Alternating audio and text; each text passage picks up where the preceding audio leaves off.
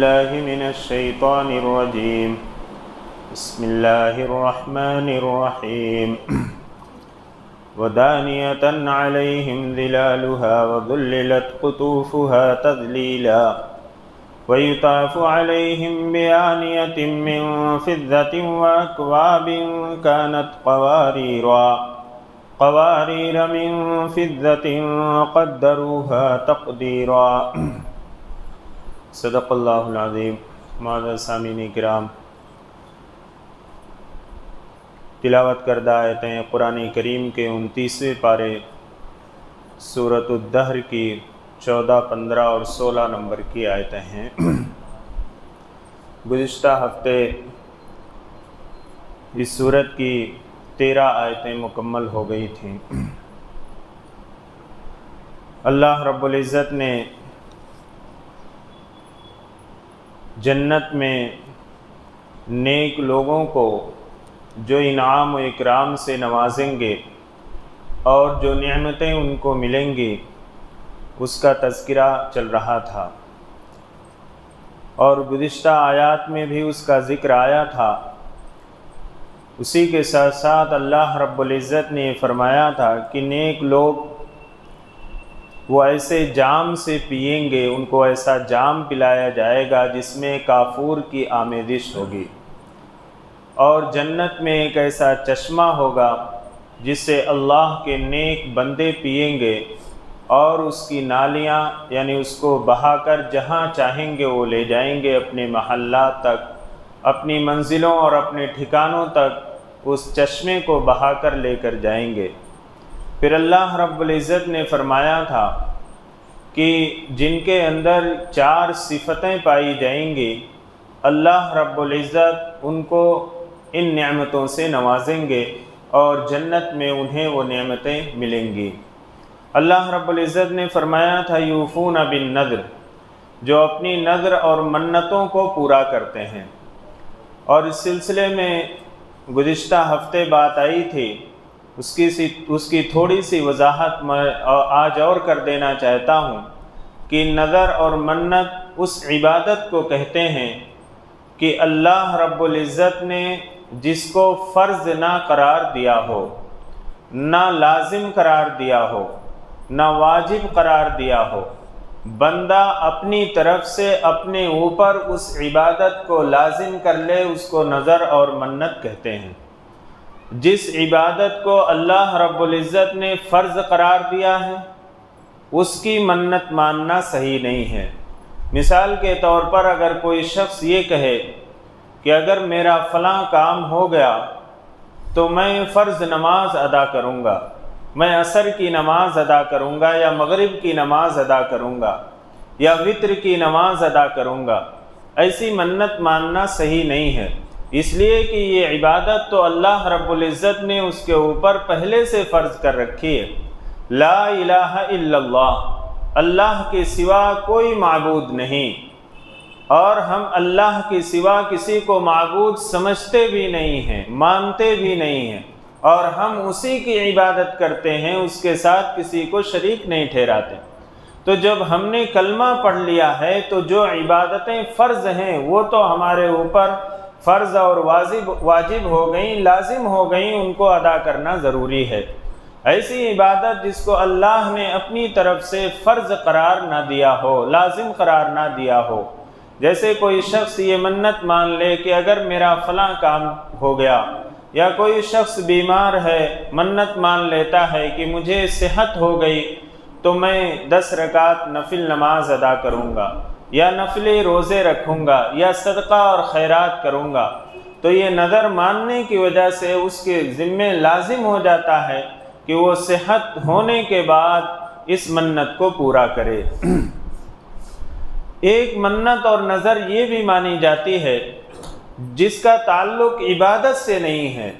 جیسے کوئی شخص یہ منت مان لیتا ہے کہ اگر اللہ رب العزت نے مجھے بیٹا عطا فرما دیا تو میں فلاں درگاہ پر جاؤں گا، وہاں پر فلاں بزرگ کی مزار پہ چادر چڑھاؤں گا، وہاں پہ اس بچے کے بال نکالوں گا، وہاں پہ لوگوں کو کھانا کھلاؤں گا۔ یہ نظر اور منت ماننا یہ صحیح نہیں ہے۔ اس لیے کہ ایسی منت ماننا جس کا تعلق عبادت سے نہ ہو وہ باطل ہے، لغو ہے، بیکار ہے۔ اور ایسی منتیں ماننا کہ جیسے کوئی شخص یہ کہے کہ اگر میرا فلاں کام ہو گیا تو میں فلاں جگہ گھومنے کے لیے جاؤں گا، اپنے بچوں کے ساتھ تفریح کرنے کے لیے جاؤں گا، یہ سب منت ماننا بیکار اور باطل ہے، اور اس سے اجتناب کرنا چاہیے، بچنا چاہیے۔ اور بسا اوقات ایسی منتوں سے آدمی شرک کے اندر مبتلا ہو جاتا ہے۔ لہذا اگر کوئی شخص ایسی باطل منت مان لے جس کا پورا کرنا ضروری نہیں ہے تو وہ اس قسم کو توڑ دے۔ اصل میں نظر اور منت اس کا تعلق جیسے کوئی شخص قسم کھا لے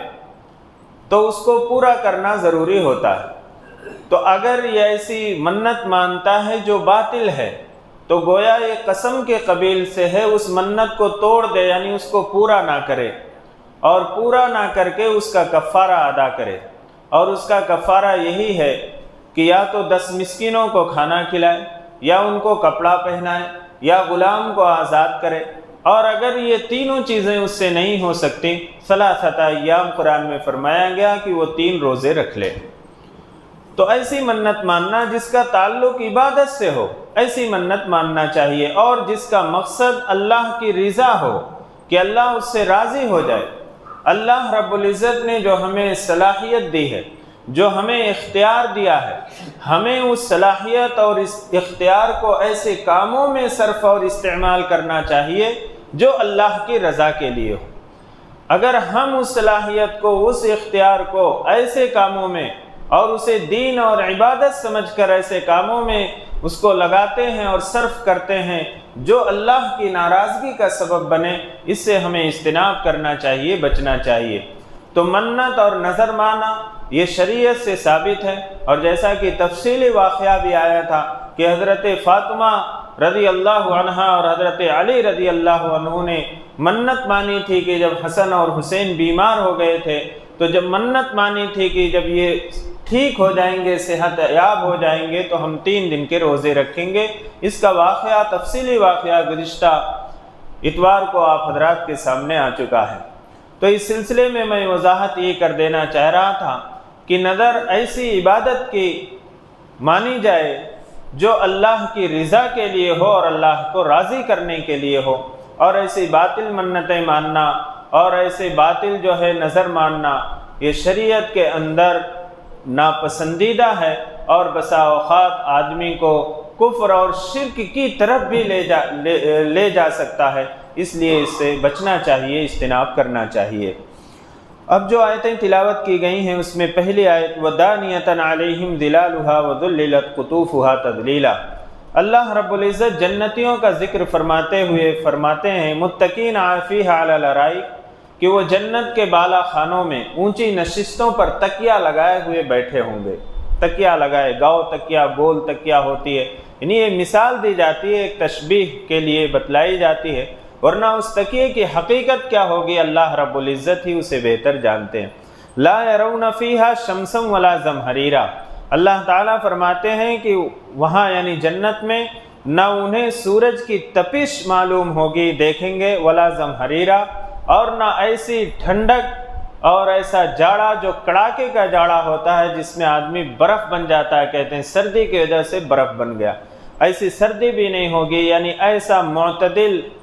موسم ہوگا اور ایسی معتدل گرمی اور سردی ہوگی۔ اللہ تعالیٰ فرماتے ہیں کہ نہ اس میں سورج کی تپش دیکھیں گے اور نہ کڑاکے کی سردی۔ وَدَانِيَةً عَلَيْهِمْ ظِلَالُهَا، اور ان باغوں کے سائے ان پر جھکے ہوئے ہوں گے۔ جنت میں جو درخت ہوں گے جو جنتیوں کو ملیں گے، اللہ رب العزت فرماتے ہیں کہ اس کے سائے جھکے ہوئے ہوں گے، خوب سایہ ہوگا۔ وَذُلِّلَتْ قُطُوفُهَا تَذْلِيلًا، اور ان کے پھلوں کے خوشے لٹکا دیے جائیں گے۔ پھلوں کے جو گچھے ہوتے ہیں، جو خوشے ہوتے ہیں، جو پھل لگے ہوئے ہوتے ہیں، وہ بالکل لٹک رہے ہوں گے، آدمی کی دسترس اور پہنچ کے بالکل قریب ہوں گے۔ یعنی اگر کوئی جنتی لیٹے لیٹے کسی پھل کو کھانے کی اس کی خواہش ہوگی تو وہ لیٹے لیٹے ہی اپنے بستر پہ اس کو توڑ سکتا ہے، اس کو کھا سکتا ہے، اس کو کسی مشقت اٹھانے کی ضرورت نہیں ہوگی کہ وہ اٹھ کر جائے کسی آلے کا کسی چیز کا استعمال کرے پھر اس سے درخت سے اس پھل کو توڑے، ایسا نہیں، لیٹے لیٹے اپنی جگہ پہ وہ اسے توڑ سکتا ہے اور اسے استعمال کر سکتا ہے۔ وہ پھلوں کے خوشے جو ہے وہ لٹکا دیے جائیں گے۔ وَيُطَافُ عَلَيْهِمْ بِآنِيَةٍ مِّن فِضَّةٍ وَأَكْوَابٍ كَانَتْ قَوَارِيرَا وَيُطَافُ عَلَيْهِمْ بِآنِيَةٍ مِّن فِضَّةٍ، اور ان کے سامنے چاندی کے برتنوں، وَأَكْوَابٍ، اور شیشے کے جام کی گردش کی جائے گی۔ شیشے کے جام اور چاندی کے برتن لے کر جو ہے نوجوان خوبصورت بچے جو ہے اسے لے کر گردش کریں گے، یعنی ان کے سامنے لے کر پھریں گے۔ کانت قواریرا، جو شیشے کے ہوں گے، یعنی وہ جام شیشے کے ہوں گے اور چاندی کے برتن بھی ہوں گے۔ قواریر من فضۃ قدروہا تقدیرا، اللہ تعالیٰ فرماتے ہیں کہ وہ شیشے بھی چاندی کے ہوں گے، قدروہا تقدیرا، اور اس کو بھرنے والے نے ایک مناسب انداز میں بھرا ہوگا، یعنی ایسا خوبصورت جام ہوگا، شیشہ اور چاندی اس سے مل کر وہ گلاس وہ جام بنایا جائے گا، یعنی شیشے کی جو صفائی ہوتی ہے، اس کی جو شفافیت ہوتی ہے، اور پھر اسی کے ساتھ ساتھ وہ گلاس جو ہوگا وہ شیشے اور چاندی سے ملا ہوا ہوگا۔ چاندی کا اگر گلاس رہے تو اس میں اندر کی چیز باہر سے نظر نہیں آتی، لیکن اللہ رب العزت جنت کے اندر ایسے جام عطا فرمائیں گے جو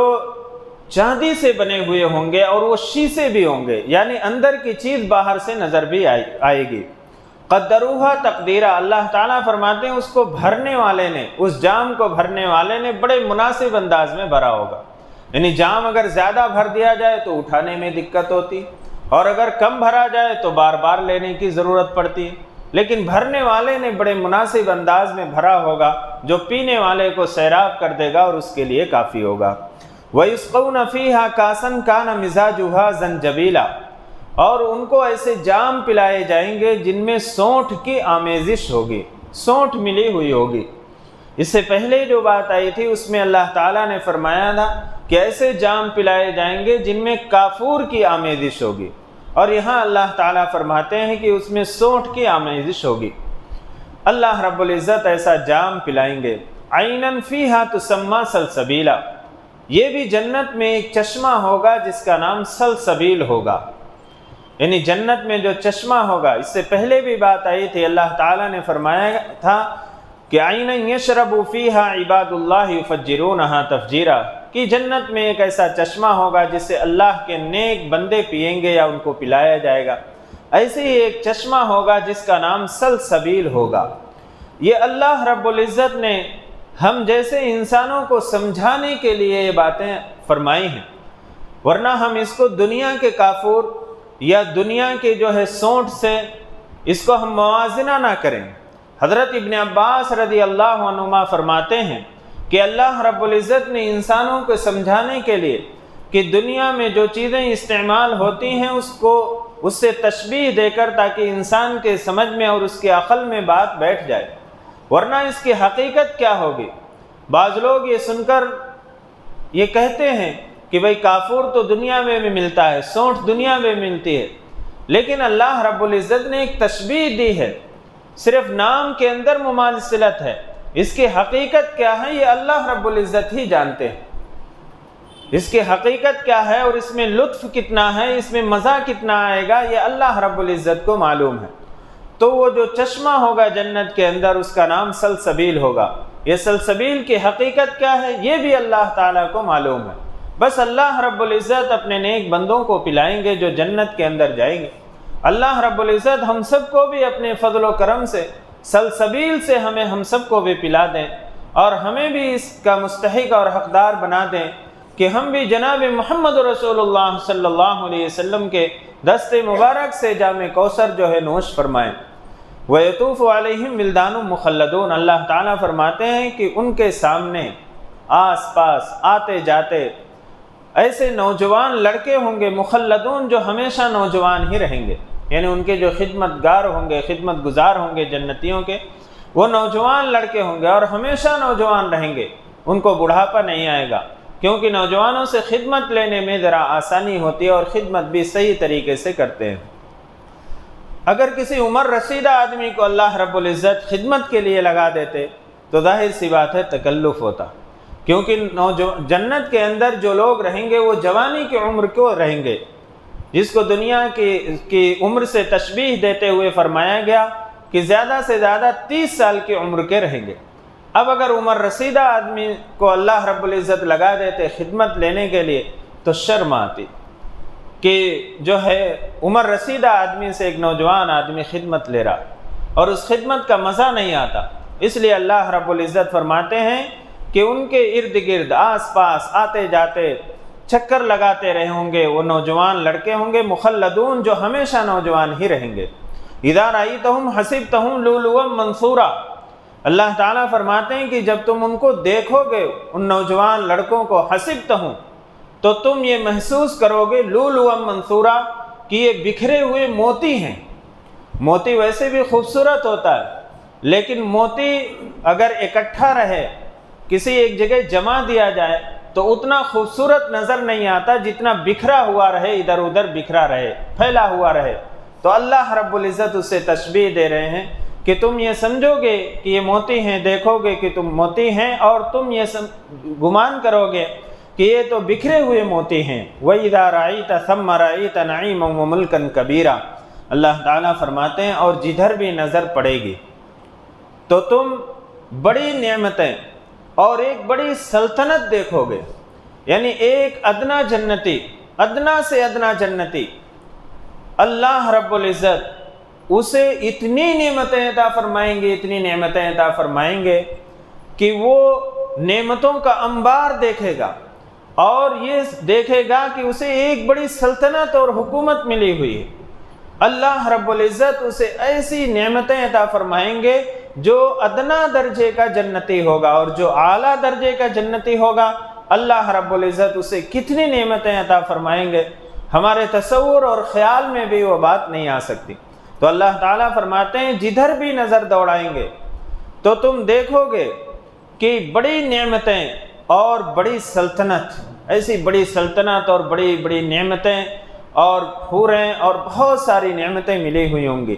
عالیہم ثیاب سندس خضر و استبرق، ان کے اوپر باریک ریشم کے سبز لباس ہوں گے، و استبرق، اور دبیز ریشم کے بھی ہوں گے، باریک ریشم کے بھی ہوں گے اور موٹے ریشم کے بھی ہوں گے۔ وحلوا اساور من فضہ، اور انہیں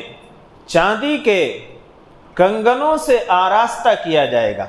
وسقاہم ربہم شرابا طہورا، اور ان کا رب انہیں پاکیزہ شراب عطا فرمائے گا، پلائے گا۔ اللہ رب العزت فرماتے ہیں کہ ان کو باریک اور دبیز ریشم کے لباس پہنائے جائیں گے جنتیوں کو، اور جنتیوں کو چاندی کے کنگن بھی پہنائے جائیں گے۔ سورہ کہف میں اللہ رب العزت نے فرمایا کہ وَأَسَاوِرَ مِن ذَهَبٍ، کہ سونے کے کنگن پہنائے جائیں گے۔ تو کسی جنتی کو سونے کے کنگن پہنائے جائیں گے اور کسی جنتی کو چاندی کے کنگن پہنائے جائیں گے، اور ایسا بھی ہو سکتا ہے کہ کبھی سونے کے کنگن پہنائے جائیں اور کبھی چاندی کے کنگن پہنائے جائیں، جیسا آدمی مختلف اوقات میں مختلف لباس کو اختیار کرتا ہے۔ اللہ رب العزت کی طرف سے یہ عطا فرمایا جائے گا۔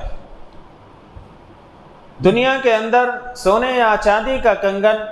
مردوں کے لیے پہننا یہ حرام ہے، یہ عیب کی بات ہے، اس سے اجتناب کرنا چاہیے، بچنا چاہیے۔ اس دور کے اندر بعض نوجوان جو ہے لوہے کے یا کسی اور دھات کے کنگن جو ہے یا کڑے کے ٹائپ جو ہے وہ ہاتھوں میں پہنتے ہیں، اس سے بچنا چاہیے۔ اس دنیا کے اندر یہ عورتوں کا فیشن ہے، یہ عورتوں کے لیے مناسب ہے، مردوں کے لیے یہ جائز نہیں ہے۔ لیکن اللہ رب العزت جنت کے اندر یہ نعمتیں عطا فرمائیں گے، اور اللہ رب العزت جو ہے انہیں چاندی اور سونے کے کنگن سے نوازیں گے اور عطا فرمائیں گے، اور انہیں شراب طہور، پاکیزہ شراب پلائیں گے۔ دنیا کے اندر جو شراب ملتی ہے وہ حرام ہے، اس سے بچنا چاہیے۔ اللہ ہماری بھی ہماری آنے والی نسلوں کی اس خبیث برائی سے حفاظت فرمائے، جس کو حدیث پاک میں جناب محمد رسول اللہ صلی اللہ علیہ وسلم نے ام الخبائث قرار دیا کہ ساری برائیوں کی بنیاد اور جڑ ہے۔ اللہ ہم سب کی اور سارے امت مسلمہ کی حفاظت فرمائے۔ لیکن جنت میں جو شراب ملے گی وہ پاکیزہ شراب ہوگی، جس میں مشک کی خوشبو آئے گی، جس میں جو ہے زنجبیل یعنی سونٹھ ملی ہوئی ہوگی اور کافور ملا ہوگا۔ ان ھذا کان لکم جزاء وکان سعیکم مشکورا۔ اللہ تعالیٰ فرماتے ہیں ان ھذا کان لکم جزاء، یہ تمہارا وہ انعام ہے اور وہ تمہاری کوشش ہے جو دنیا میں تم نے کی تھی، مشکورہ جس کی قدردانی کی گئی ہے، جو آج ٹھکانے لگی ہے۔ دنیا کے اندر جو تم نے کوشش کی تھی، جو محنت کی تھی، جو مشقت اٹھائی تھی، جو میرے رضا کے لیے اعمال کیے تھے تم نے، آج اسی کا یہ انعام دیا جا رہا ہے۔ یہ سارا انعام اللہ رب العزت اس دنیا کے اندر جو ہم اچھے اعمال کریں گے، جو ہم نیک اعمال کریں گے، جو اللہ کی رضا کے لیے ہم اعمال کریں گے، یہ ساری نعمتیں ہمیں عطا فرمائیں گے۔ اس آیت کے شان نزول میں جو آیتیں ابھی آپ حضرات کے سامنے آئی ہیں، مفسرین کرام نے لکھا ہے، ایک مرتبہ حضرت عمر فاروق رضی اللہ عنہ حضور اکرم صلی اللہ علیہ وسلم سے ملاقات کے لیے گئے۔ آپ صلی اللہ علیہ وسلم ایک چٹائی پر لیٹے ہوئے تھے جس پر کوئی کپڑا بھی بچھا ہوا نہیں تھا اور نہ آپ کے جسم اطہر پر کوئی کپڑا تھا۔ آپ چٹائی پر لیٹے ہوئے تھے۔ حضرت عمر فاروق رضی اللہ عنہ جب آپ کے پاس پہنچے تو حضور اکرم صلی اللہ علیہ وسلم اٹھ کر بیٹھ گئے۔ حضرت عمر فاروق رضی اللہ عنہ نے دیکھا کہ آپ کے جسم مبارک پر اس چٹائی کے نشان پڑے ہوئے ہیں، اور یہ دیکھتے ہوئے آپ کی آنکھوں سے آنسو جاری ہو گئے۔ حضور اکرم صلی اللہ علیہ وسلم نے فرمایا کہ عمر فاروق کس وجہ سے تم رونے لگے؟ حضرت عمر فاروق رضی اللہ عنہ نے فرمایا کہ مجھے شام اور روم کے بادشاہوں کا خیال آ گیا کہ جو دنیا کے بادشاہ ہیں اور جو دنیا دار ہیں، ان کے پاس تو عیش و آرام کی ساری چیزیں جو ہیں مہیا اور میسر ہیں، اور آپ اشرف الانبیاء ہیں، آپ محبوب کبریا ہیں، اور آپ چٹائی پر لیٹے ہوئے ہیں اور اس پر کوئی کپڑا بھی بچھا نہیں ہوا ہے۔ یہ دیکھ کر میری آنکھوں سے آنسو جاری ہو گئے۔ حضور اکرم صلی اللہ علیہ وسلم نے فرمایا، عمر کیا تم اس بات سے راضی نہیں ہو کہ یہ دنیا داروں کو جو نعمتیں ملی ہوئی ہیں، جو فنا ہونے والے ہیں، یہ دنیا میں ختم ہو جائیں گے، اور ایمان والوں کو اللہ وہ نعمت عطا فرمائے جو ہمیشہ باقی رہنے والی ہے اور آخرت میں ہمیشہ جو ہے کام آنے والی ہے، اور آخرت کی زندگی میں ملنے والی اور ہمیشہ باقی رہنے والی۔ اس پر جو ہے یہ آیتیں نازل ہوئیں جس میں اللہ رب العزت نے اس آخری نعمت، اس آخرت کی زندگی کا نعمتوں کا تذکرہ فرمایا۔ اور کتنی بڑی نعمتیں آج دنیا کے لیے، دنیا کے عیش و آرام کے لیے ہم کتنی محنت اور مشقت کرتے ہیں اور کتنی کوشش کرتے ہیں۔ اللہ رب العزت نے ہمیں آخرت کے لیے کیسی کیسی نعمتیں عطا فرمائیں کہ ایک ادنا جنتی کو ایسی نعمتیں ملیں گی جیسے اس کو بہت بڑی سلطنت اور حکومت مل گئی ہو۔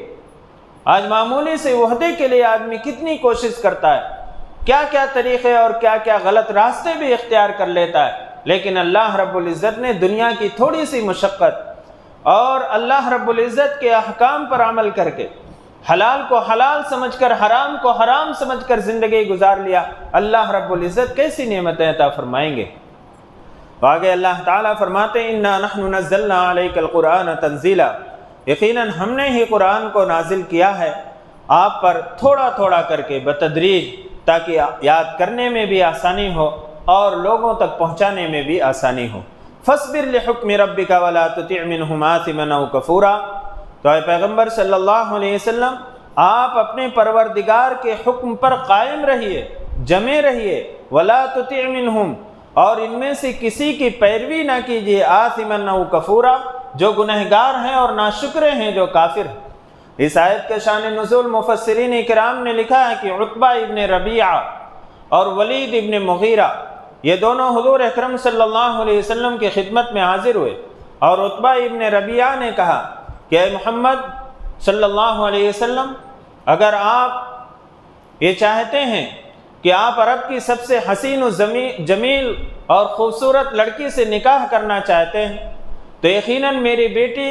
عرب یعنی مکہ کے اندر سب سے خوبصورت اور حسین و جمیل ہے، اور میں اس کو آپ کی نکاح میں دیتا ہوں اور اس کے عوض کوئی مہر بھی مجھے نہیں چاہیے۔ اور ولید ابن مغیرہ نے کہا کہ اگر آپ مال و دولت کے طلبگار ہیں، آپ یہ چاہتے ہیں کہ آپ کے پاس مال و دولت ہو، اس لیے آپ یہ ڈھونگ رچا رہے ہیں، یعنی آپ جو ہے ہمارے بتوں کو اور ہمارے معبودوں کو برا بھلا کہہ رہے ہیں، تو آپ کو معلوم ہے کہ مکہ میں مجھ سے زیادہ کوئی مال و دولت کا مالک نہیں ہے۔ مکہ سے لے کر طائف تک میرے باغات اور میری زراعت، میری کھیتیاں اور میرے اونٹ اور میرے غلام پھیلے ہوئے ہیں، آپ جو چاہیں میں دینے کے لیے تیار ہوں، لیکن آپ اپنی اس تبلیغ سے باز آ جائیے۔ حضور اکرم صلی اللہ علیہ وسلم نے یہ باتیں سنی اور اس پر یہ آیت نازل ہوئی، وَلَا تُطِعْ مِنْهُمْ آثِمًا أَوْ كَفُورًا، کہ کسی گنہگار اور نافرمان ناشکرے کی اتباع نہ کرنا، اس کی بات کو نہ ماننا۔ چونکہ یہ نعمتوں کا تذکرہ ہوا تھا تو عتبہ ابن ربیعہ اور ولید ابن مغیرہ نے یہ سمجھا کہ محمد صلی اللہ علیہ وسلم اس نعمتوں کی لالچ میں لوگوں کو تبلیغ کر رہے ہیں، اس لیے انہوں نے یہ لالچ دی کہ اگر یہ چیزیں آپ کو چاہیے تو ہم دینے کے لیے تیار ہیں۔ اللہ رب العزت نے جناب محمد رسول اللہ صلی اللہ علیہ وسلم کو یہ حکم دیا۔ آپ صلی اللہ علیہ وسلم سے ایسی امید تو نہیں تھی، لیکن آپ صلی اللہ علیہ وسلم کے واسطے سے امت کو یہ حکم دیا گیا کہ ان کی لالچ میں نہیں آنا، ان چیزوں میں نہیں آنا، اور کسی گنہگار کی، فاسق اور فاجر کی اور ناشکرے اور کافر کی باتوں میں نہیں آنا، اپنے پروردگار کے حکم پر جمے رہنا، اس پر ثابت قدم رہنا، جو اللہ رب العزت نے ہمیں احکام دیے ہیں اس پر عمل کرنا۔ وَاذْكُرِ اسْمَ رَبِّكَ بُكْرَةً وَأَصِيلًا، اور صبح اور شام اپنے پروردگار کا نام لیتے رہیے۔ وَمِنَ اللَّيْلِ فَاسْجُدْ لَهُ، اور رات کے کچھ حصے میں ان کے لیے سجدہ کرتے رہیے، یعنی اللہ تعالیٰ کی رضا کے خاطر سجدہ کیجیے۔ وَسَبِّحْهُ لَيْلًا طَوِيلًا، اور لمبی رات تک، یعنی رات کے زیادہ حصے تک سبحو، اس کی تسبیح بیان کرتے رہیے۔ مفسرین کرام نے لکھا ہے کہ اس میں 5 نمازیں آ گئیں اور تہجد کی نماز بھی آ گئی۔ وَاذْكُرِ اسْمَ رَبِّكَ بُكْرَةً وَأَصِيلًا، صبح اور شام اپنے پروردگار کا نام لیتے رہیے۔ اس سے 3 نمازیں، فجر اور دن کے جو آخری حصے میں ظہر اور عصر ادا کی جاتی ہے، یہ 3 نمازیں آ گئیں۔ وَمِنَ اللَّيْلِ فَاسْجُدْ لَهُ، اور رات کے کچھ حصے میں اللہ کے لیے سجدہ کیجیے، اس میں مغرب اور عشاء کی نمازیں آ گئیں۔ وَسَبِّحْهُ لَيْلًا طَوِيلًا، اور لمبی رات تک، یعنی رات کے اکثر حصے میں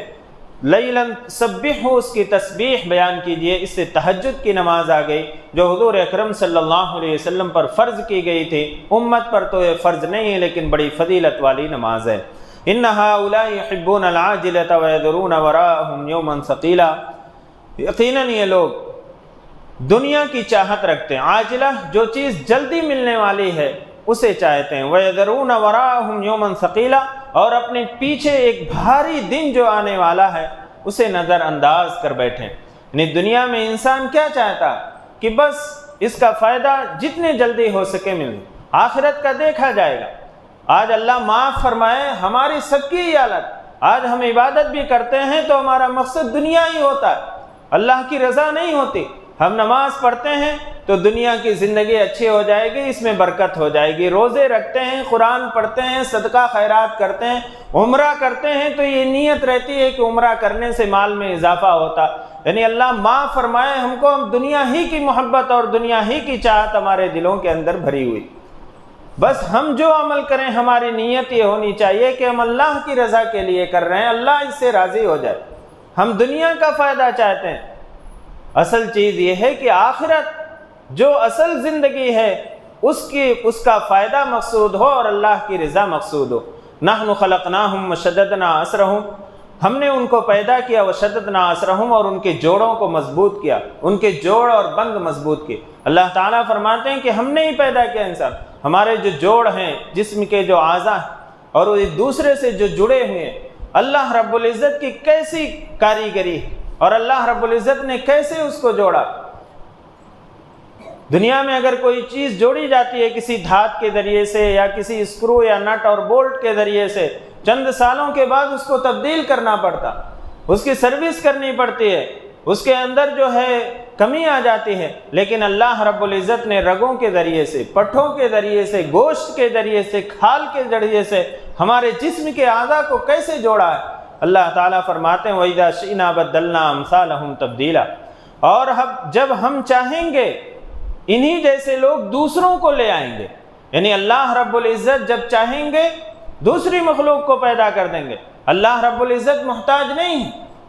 اللہ رب العزت ہمارے سجدوں کے، ہمارے رکوع کے، ہمارے صدقہ خیرات کے، ہماری تسبیحات کے محتاج نہیں ہے۔ اللہ رب العزت تو غنی ہے، بے نیاز ہے، اللہ رب العزت محتاج نہیں۔ اللہ تعالیٰ نے قرآن کے اندر بارہا فرمایا کہ اللہ جب چاہے گا تم کو اس دنیا سے ختم کر دے گا، تمہاری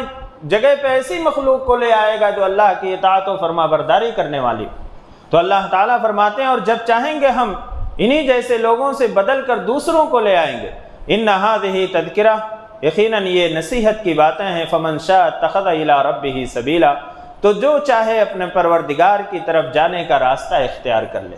یہ نصیحت کی باتیں اللہ رب العزت فرماتے ہیں، یہ نصیحت کی باتیں، جو چاہے اللہ تعالیٰ کی طرف جانے کا جو راستہ ہے اس کو اختیار کر لے۔ وما تشاءون الا ان یشاء اللہ،